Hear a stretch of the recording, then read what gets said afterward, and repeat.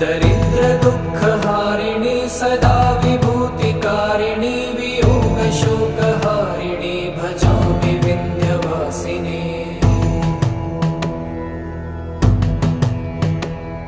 लसत्सुलोललोचनं लतासनं वरप्रदं कपालशूलधारिणी भजामि Vindhyavasini.